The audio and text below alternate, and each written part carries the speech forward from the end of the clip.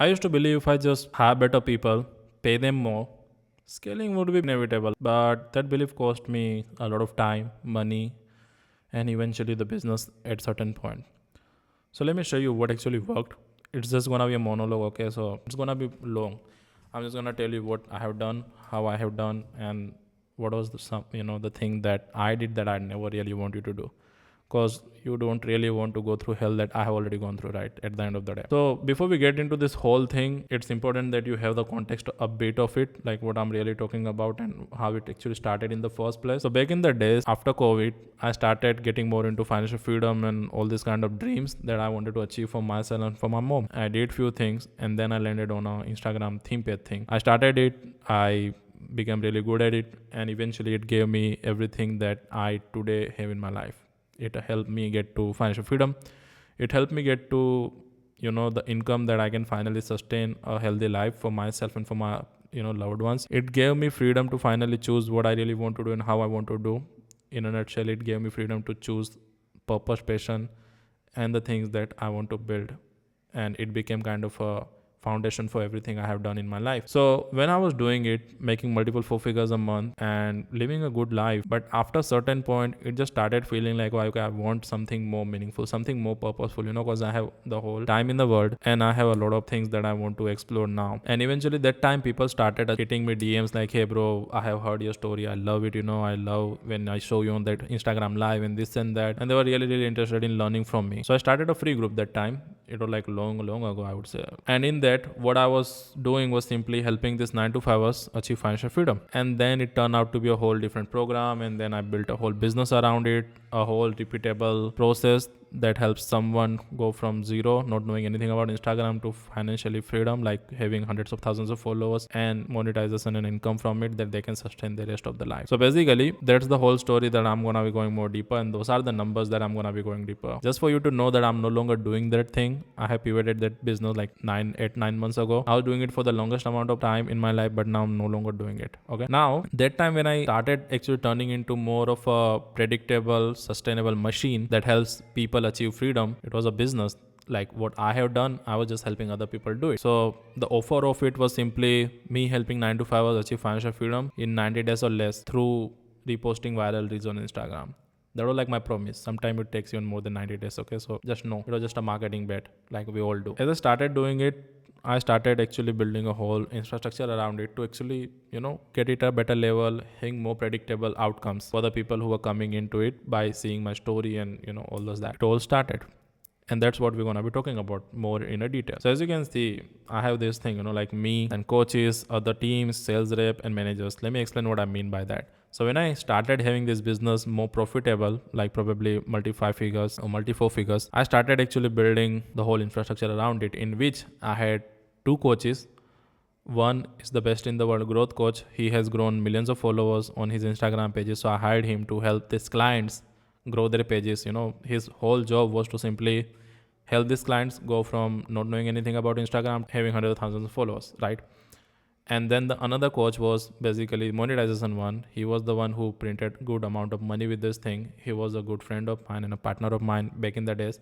So I hired him as well to help these clients monetize their pages and create a predictable income that they can just rely on at the end of the day. So I had 2 coaches and I was the coach myself as well, where I was just teaching this 9 to 5 hours on mindset side of a thing and the other things that I have gone through and how to really make sure that they never repeat the mistakes that I have made, and also get success in the most easiest, efficient and the fastest way possible.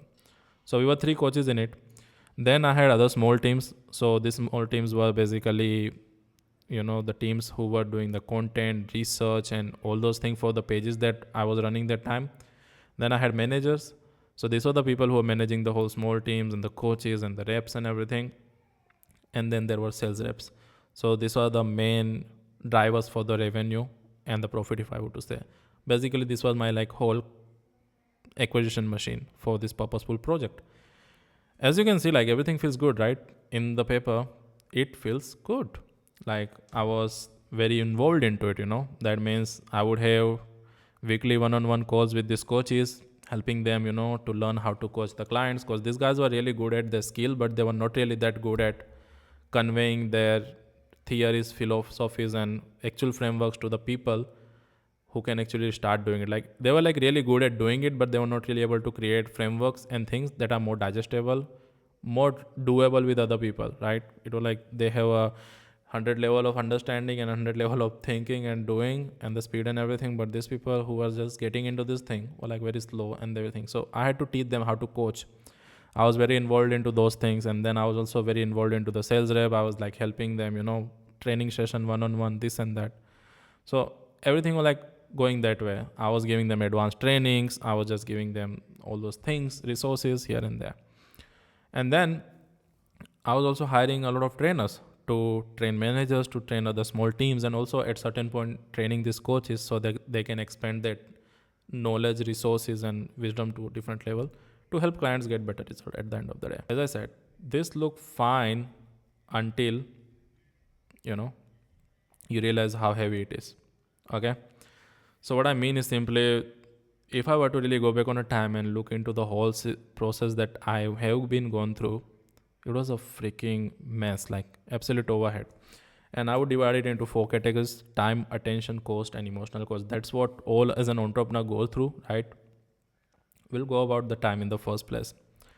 So if I really see that time frame, I was doing like weekly one-on-one coaching with coaches, with sales rep, with managers, with other small teams. So just making sure that they are doing it quite perfectly and they are like actually making progress day by day or week by week or month by month, whatever the scenario there was. So I was heavily involved into one-on-one coaching, training sessions, feedback loops, in fixing the same mistake repeatedly, which was like the craziest thing. At certain point, it felt like, the time I was giving to them was simply a time that could never compound. Talking about the attention side of it, that was more like a mess. So as we will go about this thing, one to this and that, it will just get more and more messier. So time was okay. It was okay. It was just my commitment. I wanted to make things happen in the fastest and the best way possible. But if you really see it from the attention side of it, I was constantly monitoring the whole thing, like, hey, if they are working fine or not, they are doing it better or not, like if they are implementing the new things I told them or not, are they even implementing the things that they learned from the mastermind, the resources that I provided them, the coaches that I have had. So I was like constantly monitoring every single thing, like every small detail that was happening over there. And at certain point I also started to have performance anxiety, as I told you, right? I was just all over the place, and every day when I would actually coach them and when I would ask them like, hey, did you guys do it? And when I see the same problem, same mistake happening over and over, I would just have this question in my mind like, hey bro, is this guy even getting what I'm trying to teach him or say him, or he's just pretending that he is getting it? Because results are not changing at the end of the day, right? And the whole thing, my decision energy was being taxed. That's what I started to feel at certain point in life. Then if we move towards the financial part of it, like the cost of it, how it was so fucking mess over there on the cost side of it, cause I was paying coaches to train these coaches, this sales rep, and this managers and small teams. That were like just of a thing aside from my own time, resources, and the other things that I was doing for them. So I was paying a lot of money, Other than that, I was paying reps while they were learning. That means these guys were doing okay on sales, and I wanted them to, just go and bang the results. So that moment, I was also paying them every month the best salary, like the setters and the closers. Like closers were like mainly on commission, but setters a best salary, commissions, and also a lot of other things that I used to do for them. It was just my way of doing things, but I was still doing it just to make sure that they are doing good. But at the end of the day, I was burning profit on, just ramp up. And it is safe to say as well that money was living before money enters into the business. And then talks about the last one, the emotional one, which was like the biggest and the most craziest one of all time. I went from absolute peaceful financial freedom life and like kind of a life that I just started to explore to more like absolute frustration, exhaustion all the time. Like you would find me drained completely because I was all over the place. At certain point I didn't even know like what was going on in my life, because every single minute of a day or a night I would be just on constant calls, either sales call or either, this reps calls, coaching calls. Like my whole days were like picked up like that. So I was always in frustration because on the business side, if I really talk about the Instagram pages and everything, I was growing rapidly. But on a personally this side, I was not really performing the way I supposed to perform, and it was just driving me crazy. So on the coach side, on emotional side, I was always in frustration. I was always exhausted. I was just always in some way. I didn't know, like I was not really fully present, if I were to say. The second thing over there was this hope and disappointment loop, like this cycle that would just constantly run. After every call where I would just, like give them new mindset tips, I would rewire the subconscious for the new things, or I would set new standards and new bars, and I would actually invest more resources, time and energy into these people and this team and everything. I would have hope like, okay, this time things will go different, this time things will change. And what ended up happening is that next day the same mistake, and if I wouldn't actually reply them, they will just continually just doing the same thing. That means I would have so crazy disappointment. That means there was so many days where I was so disappointed that I didn't even want to talk about anything like that, or I didn't even want to get into the groups or team messages or anything like that. So it was crazy. And also a crazy attachment to the potential. That means all the time I would just be so focused, like, bro, these guys have potential, like I was also at one point in my life in their situations, and I also overcome that, I also had potential, or do they? But that's not always the truth, right? That's not always the thing. And that's the hardest thing to actually accept as a human, that that's not always the thing, that they will have the same potential often, or like it's not even that. I'll go about it in a detail. But yeah, that was like a thing where I started making a lot of bad decisions. And at certain point, after this whole chaos and all the period of time, I realized one thing: business had to carry people before even it could scale. And that was like the worst position as an entrepreneur you can be on, because I really hated it, trust me. When I got to know all those mistakes that I was making, when I was just like literally burning money like that, it was like the hardest day of my life. I was just like, bro, what did I just do? But still, I learned a lot, and it was a thing. Then comes the another villain, dependency. So if I really talk about it, the bigger problem wasn't the cost at all. The bigger problem was this: results depended on me being involved. That means if I'm coaching, performance is going up. If I'm absent, performance goes down. Reps perform because I coach them. Coaches improve because I train them. And momentum just exists only when I'm involved into it. So the business become more like founder, team, and result, which in the beginning, bro, felt really good because I was like, wow, I know everything about my business, and I'm, growing them, and just a young blood, with a lot of excitement and a lot of crazy energy in him. That's who I was, like, as a founder, team, and result. And I was like, wow, everything is going good, finally we are making progress. And even though slowly, but we were making progress, and things started feeling like everything gonna be amazing. But that was not the scenario, right? Because the whole goal at the end of the day for every one of us is like system, performance, and results, and it was exactly opposite of it: founder, team, and results. That's not actually a leadership, that what I thought that moment. But it was not an actual leadership. It was a bottleneck that I was not really trying to even solve. And it took me long time to understand these things. Could probably say a year or something, because I didn't know what I was doing. I was just like that excited, curious kid with bright eyes, just who just does it and who just goes about it. So after that whole time frame, I decided to ask for help. I reached out to some of the most amazing people that I knew that time, and the people that I really admired a lot. And what they said: let's just hire A plus players in your team. So that's what I did for the next 6 months afterwards. That means I was paying higher salaries.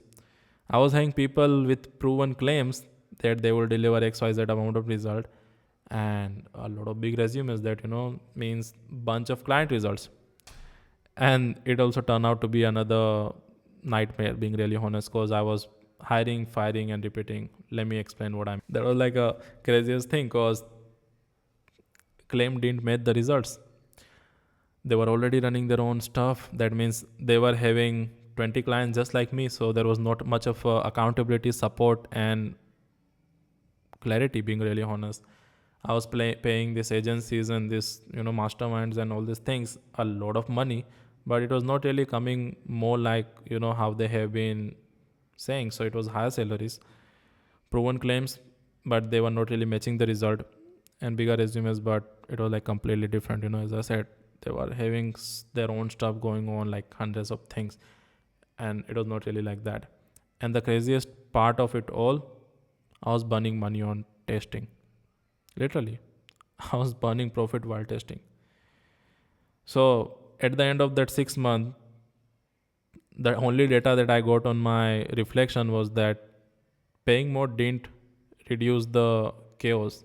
It just made mistakes more expensive. Yeah, that's how I also, got it. And that's when everything started to shift, actually, I would say, because after that period of time, I realized, like, bro, I have been making bunch of mistakes, and I really need to understand what I'm doing with my life, business, and this purpose project of mine. So I decided to make a change, because the whole time I was just optimizing for potential and not for the performance. That means I was just assuming everything. That means, I was assuming training assumes potential, right? Resume assumes potential, interviews assume potential, but business don't scale on potential.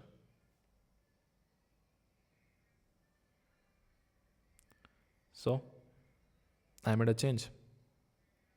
After listening to everyone in my friend circle, these entrepreneurial friends that I have had that time, and all those chaos, I decided to make a change by myself, by actually understanding what I was doing and where I was lacking. And that change was actually having performance windows. That means I would have 7 days for hirings, in which I would just simply bring out all the best players, from that way, like agencies and everything. In that time frame, in just 7 days, they all will be tested so roughly in real work, real conditions. I wouldn't give them a lot of trainings and a lot of things. I'll explain what I mean in that. And results would decide who will stay. That means if I really talk about sales reps, setters, closers, I would hire agencies, and then they would place the setters in my business, and then I have to give them more understanding about offer, structure, culture, and all those things. And even after that, within like 2 weeks, would just go more like them, understanding the thing, like having a ramp up in while I'm paying them money. Then I would have all these kind of things in the closers and also the CEO and everything like that. And then I decided, like, okay, done, I'm not gonna do that thing. I'll just have 7 days, and I'll give them very minimal things, like not really bunch of things, just very minimal. And within 7 days, I would have all these things, the whole data in front of my eyes, to know who to keep and who not to keep. Because these were the people that I came up with at the end of the day. If there were so many people that I would go enroll into this round when we will start, I would only have 2 to 3 people at the end of the week with me. And these are the people who are most flexible. They are like literally so good in terms of working and doing the things instead of asking and learning and all those things. So basically, these people were mainly based on performance, not potential. And that was like the biggest one, because I started to understand things much better afterwards. Only after the performance is proven, I started to invest more time, money, and energy on them. So what ended up happening after that, I only did 3 rounds like that in the other, half of the year. And I come up with something so differently that just changed everything. I was able to build a very small team, very lean team, about 5 to 6 people, couple setters and one manager. And small teams were also like was more like a contractor side of things. And with that thing, I was able to have bigger outputs. Why? Because I didn't have to manage them more. I was like literally managing so less people and less of the things. I was having higher margins because now I didn't have to pay for all the test and all those chaos that I was doing that time. Like for months and months, I would pay salaries and commissions and base and all those for no reason. Like at the end of the just to understand, like, hey, they have a potential. Let me just enhance that potential and get them to the best outcome and this and that. So I stopped doing that. That's why I started having higher margins. And the best part of it all, after that, experiment that I have run about the performance window, I was able to have the players who were having easier standard upgrades. That means after milestone, I would rate the standards as per my goals and as per the vision that I have for it, and these people would actually match it immediately because they were performance based, not potential based. And every single minute of my life, every single dollar from the profit, and everything I was doing afterwards, I was so happy to invest in them because I didn't have to actually raise them towards their potential, but actually I was so happy raising them towards a bigger reason, more of a understanding. And they were like also very fast paced learners, so it was like becoming so easy for me to raise the bar, and they were very they were have really easy time matching that bar. And as a effect of it, the output started to get more and more faster and bigger and more efficient and more predictable actually, without doing all this hassle that I was doing that time. And at the end of the day, what I realized is that I stopped people, like I stopped building people, and I started building environment where performance is obvious. Cause scaling didn't require a bigger team. It required a system that made performance impossible to fake. And that's the only thing matters, guys. Cause if I really were to, see this whole situation like this, it's just imagine you being as an entrepreneur or a business person left in middle of an ocean with just one boat in which you have so many people and you have very limited amount of food, and now you have to decide whom to keep on a boat and whom not to keep on a boat. And now the only thing matters the performance. Like that means the person that would come in front of it and they will like start doing the work, and the people who would say like, yeah, we want to do the work, we will try to do the work, and when that time comes they start to have some things going up, who knows. I would be much happy get these people out of the boat and only give the food to the people who are actually by themselves doing the work. That means all the time, money and energy that I was investing in the people who have the potential but not really on the performance side, I was more happy to invest that thing onto the people who were actually doing it. And it actually makes things much and much bigger because these people are the most lasting people. After this small team, I was able to scale rapidly and I didn't really have to hire new members or new people. I was more happy with these people, and these people like also very happy to, you know, get to bigger responsibilities, go more higher towards the goal and vision that we have all together. And that was like the best thing because, as I said, scaling didn't require a big team. All it required was a system that makes performance impossible to fake. So yeah, that was like just a little bit of breakdown how things has been and what I was able to do so far. And I'll continue moving up with more videos like this. I don't have any call to action or anything like that. So if you feel resonating, if you have been into something like that, feel free to comment down. I'm more open to connect. I see you soon. Peace.